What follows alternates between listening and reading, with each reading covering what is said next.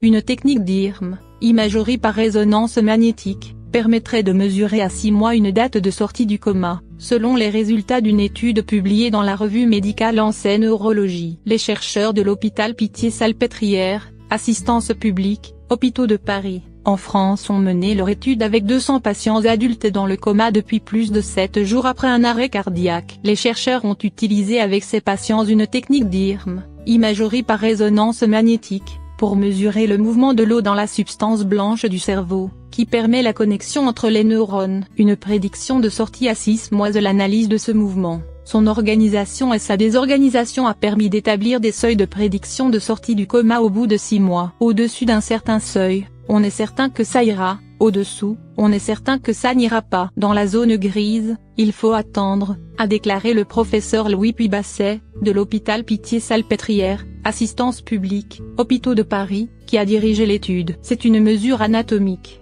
qui ne fluctue pas, rappelle-t-il.